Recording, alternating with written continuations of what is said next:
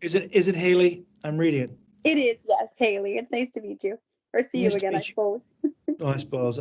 Yeah, no one. Most people say I'm glad when you leave, opposed to I'm glad when I arrive. So I appreciate it. And who I got Pam's here, as well as Mr. Hutchings is here, as well as Wanda's here. It's a huge, and as always, Amber's here. There we go. There we go. So, Randy, we just wanted to set these up for your staff, your new staff, to meet you. Not all, I know you're a very hands-on superintendent, so I suspect most of your new teachers have already seen you or crossed paths from you or been, made to fear you, Correct. depending on how it works. But the other districts, they don't have the pleasure of seeing their superintendent as much. So we just wanted to set these little come meet your superintendent meetings. And yeah, you can just kind of share a little bit about your first year teaching. You share a little bit about your role. It's really, Haley can have the floor and she can ask you all kinds of questions if she wants. It's really just time. Haley, you have me at your undivided attention. You can ask me anything you like, or it's one of those things. So, Haley, I'm going to ask you a few questions before you ask me any questions. I think she's there. She just froze. She just froze. Certainly. So, and so first of all, where are you teaching for us right now? And I'm teaching at Pettit-Kodiak Regional School. Oh, you're with Yvonne out in Pettit-Kodiak Regional. I am a bit with you, Bob. That's awesome. Awesome. So tell me your story. Where you're from? How'd you arrive in this? And what's been your experience so far this year? So I went to Crandall for both my undergrad and my ed. I've known since second grade with Krista Fournier, who now teaches at Beaverbrook, that I wanted to be a teacher. So I got my full degrees there, and right when I was about to start an internship at Petty, I got a call that said, "We're whisking you away. Good luck. You teach at Evergreen now." So I taught grade 5 intensive French most of last year, and then moved to Petty and taught grade 2-3 immersion. Loved Pettit-Kodiak and was blessed to be asked to stay as Yvonne Peltier took the reins. So now I teach grade 5 immersion, and I am loving it. Grade 5 is such a good age. So. Oh, thank you for saying that. I live in Salisbury, so it's a stone's throw from Petty. Oh yeah, you're just down the road in Salisbury. Then good for you. That's awesome. That's awesome. Now, did you go to high school? Did you go to high school in Salisbury? Are you from there originally, or where'd you go to high school? I did. I'm from Salisbury originally. It's funny too. There's so many teachers now at Petty that I've bumped into in my time in Salisbury. So staying close to home. It's been tricky with parent teacher. I've sat down a couple times now and had someone go, "Are you so and so's daughter or granddaughter?" Go, "Yes, I am." I know it kills you. My mom was a teacher. My mom taught kindergarten. Have a reputation then. Yeah, my mom taught kindergarten for 25 years. 27 actually. She taught kindergarten for 27 years. Yeah, that's awesome. That's first of all, thank you. I did not know. Oh, my pleasure. I did not know. I came to teaching through a circuitous route. Actually, out of high school, I wanted to be a pharmacist, and that lasted until I did a job stage. And I said, "Yeah, no, I don't want to do this. I don't want to spend my career giving out Preparation H and headache medicine to people." And then I went back to university and did some other things, and I applied the RCMP, and then I did some other things, and then I went to teachers college because I wanted to coach hockey for a living. And then I walked in my first internship. I walked into middle school, grade 7. I team taught 7 and 8. I taught social studies and science, and my partner teacher, she taught math and I taught English social studies. She taught math and science. My mistake.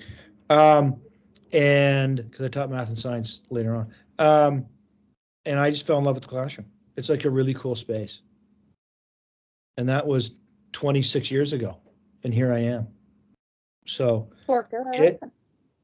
I started my teaching career in Halifax, Nova Scotia, and then from Bedford actually to Sackville, and then on a whim I moved to Quebec City one summer for 6 weeks, ended up staying 17 years. met my wife, who's from the townships, and I taught in Quebec City. I was a teacher. I taught grade 5, 6 split, so I appreciate teaching grade 5. I taught a grade 5, 6 split. When I realized I was no longer in Kansas is when I was doing my very first parent-teacher interview, and about the 26 students in my class, only one parent could speak English. So I'd only been in Quebec, well, gee whiz, at that point, 3 months, 4 months at the most. So my French was god awful at best. Yes, no toasters, all I could say. And I learned pretty quickly that I had to learn the language. So I learned the language living in Quebec. And then I went from there to Richmond Regional High School in small town in Richmond, Quebec. And then the vice principal over at Massey Valley High School to principal at Massey Valley High School to principal at Alexander Galt Regional. I worked the district office in between there, Massey Valley and Alexander Galt. Wrote a book on technology integration, did some really cool stuff in South America, worked in South America, worked in Mexico, worked in Australia, did a lot of work in the US, and then went to Western Canada to be an assistant superintendent, deputy CEO out there for 10 years, and here I am for the last 16 months in New Brunswick. So I never worked in New Brunswick until I took this job. I was lucky. I worked in Nova Scotia, worked in Quebec, worked in Saskatchewan. Now I'm here. So, and I'm not gonna lie to you, I get the You're coolest enjoying gig. the province? Pardon? You're enjoying the province at least? You know, my dad's from Jacket River, actually, in the north. My dad's from Jacket River, grew up in he's from Jacket River, grew up in St. John. So, and I have a lot of family. I have a cousin who's an orthopedic surgeon here in town, and another cousin who works for the provincial government.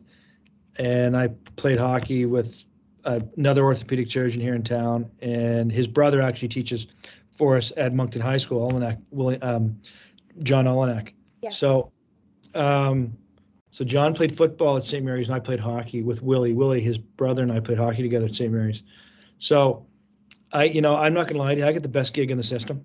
I love what I do.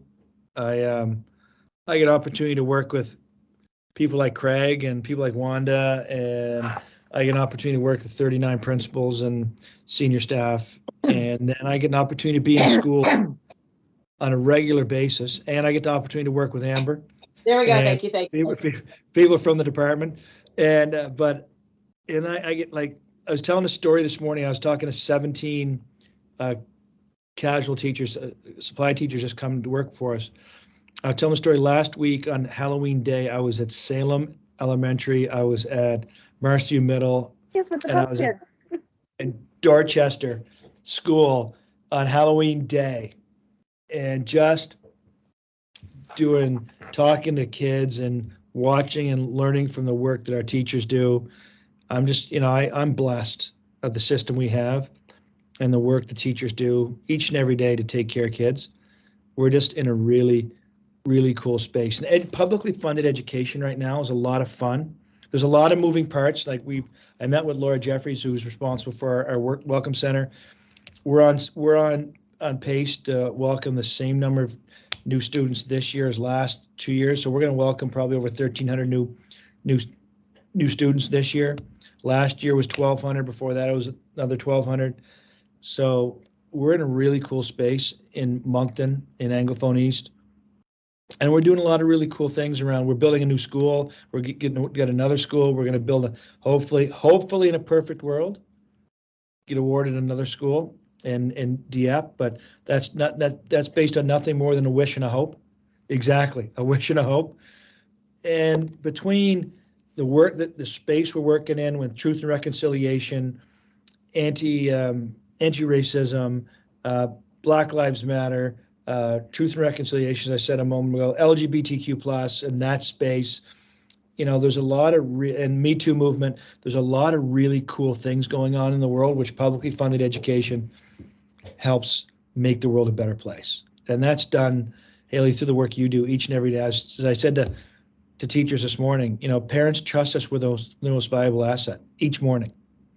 Every morning, 19,500 students show up in classrooms with 1,600 teachers who take care of their kids. It's just like a really cool space. It's really, really exciting, the impact we have on other people's children in our communities is, I get an aha moment every time I think about it. The magnitude of what we get the opportunity to do is just so exciting, so exciting. So anyway, I could talk for the next, and Amber and Craig will attest to this, could talk straight for the next 2 hours. But at the same time, I want to give you an opportunity to ask me and share with me your experiences, your thoughts, your ideas, what I can do better, what we can do better, what we should do better at, or what we're doing or what we can celebrate. Like, I'm really excited about the school improvement planning work we do around our 4 goals: literacy, numeracy, safe and caring, and graduation. I think there's some clarity pieces around that I think is really, really exciting at what we're doing. But like I said, I could continue talking, and I apologize for already talking too long. Oh my gosh, not at all. I was much more prepared. I'm just creating my one-on-one. Thank just all of you while I have to program welcoming teachers in such a way. Having come in such an unorthodox way, I didn't lean in. I just hit. I had a great system.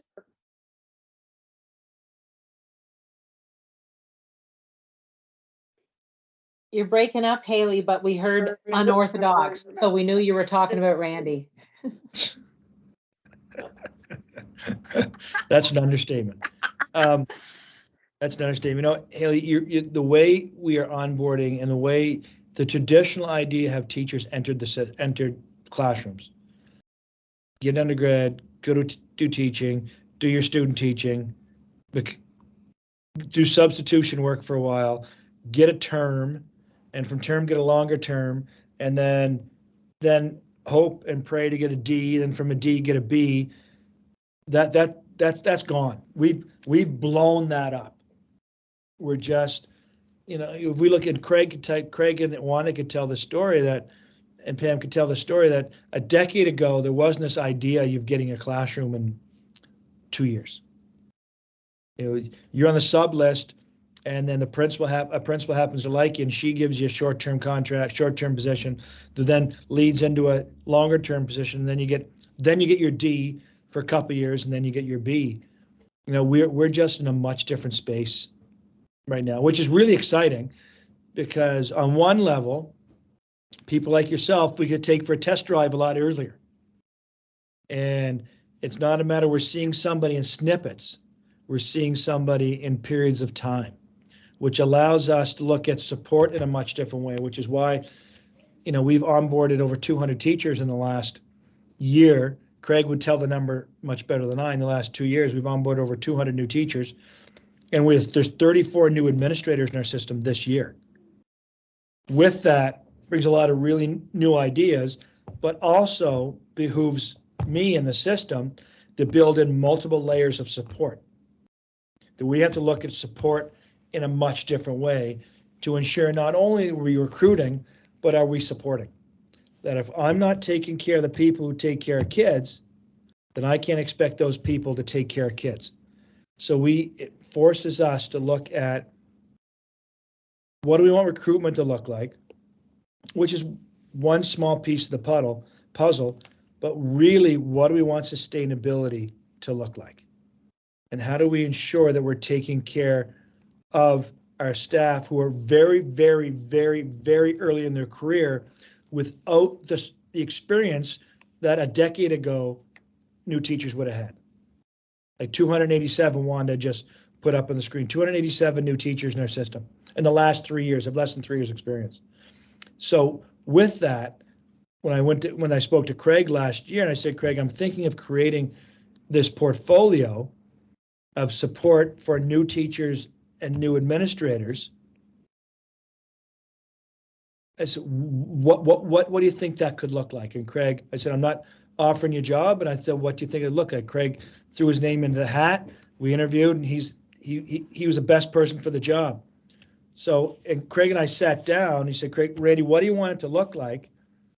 I said, I want people to say one thing. They were supported. And that support's going to look different for each individual teacher. We don't create programs, we create supports. Now, there's commonalities of what new teachers need around classroom management, planning, report cards, support, but each individual is it within their own space and their own experiences. That as you use the term unorthodox, it is truly unorthodox what we're doing, and with that requires unorthodox supports, not unorthodox decisions and programming. So Craig and his team with Wanda and Sean and Carolyn are going into schools, teaching beside teachers, sitting down with teachers, doing professional development, watching, observing, providing feedback, working with principals what they see, working with resource teachers what they see, and supporting what teachers need in classrooms. And as we work beside, you know, it's a gradual withdrawal. I do, we do, you do. We do some modeling in situations. We do some work beside in situations. We do some observation and feedback in situations. The idea, Haley, where we give you a set of keys and say, let us know how it goes, is not realistic, nor is it fair, not only to the teachers, the new teacher, early service teachers who are in that situation, but to the students who sit in their classrooms and to the parents who trust you. My job is to ensure that not only do you're successful today, but you're successful 35 years from now, because we've entered into potentially into a 35-year relationship. And we want to make sure our first-year teachers are also our 35-year teachers. As we look at what data says, and Amber would know this, Amber and Craig and Wanda would know this better than I, that statistically speaking, 1/3 of our new teachers leave the profession the first 5 years. We've got to bend that curve. How to reduce recruitment is to keep the people and take care of the people you already have. Otherwise, we're in constant onboarding, and constant onboarding is really expensive and is very, very inefficient. So what we've tried to do is take care of the people we have, knowing that it's a non-traditional situation. We're no longer looking at, you get an LTS, you do that for a couple of years, you get a D contract for a couple of years, you get a B contract for 4 years down the road. If I expect people to make commitment to the system, I have to make commitment to the people. And I can't expect you to take care of the system if I don't take care of the people. If you take care of the people take care of kids. So that's the lens we're looking through, and Craig and his team, Wanda and Sean and Carolyn, and also all the subject area coordinators and all the directors who work, and the principals and the vice principals you work with, that's the lens we look through, is what does support look like? And we're not on a journey to perfection. We will never be perfect, but we are on a journey to excellence and greatness. Which is also why we've skinnied down our district improvement plan to 4 indicators, but our school improvement plans to 4 indicators, 4 goals, but within them, the target is 100%. All students will be at level in math and English, reading, writing and speaking. All students will be at level in mathematics. All students feel safe and cared for and engaged in learning, and all students will graduate. Because if we don't have high expectations, who will? But we're not on a journey to perfection. We're on a journey to excellence. We've got to make sure that I'm taking care of the people who take care of kids. And that's the journey we're on. And are we perfect? No. Craig and Wanda and Sean and Carolyn are perfect. Me, I'm not. And I will make more mistakes than anyone else in the system. But I want to make clear that we're not on a journey to perfection, we're on a journey to excellence. And with that is multiple layers of support.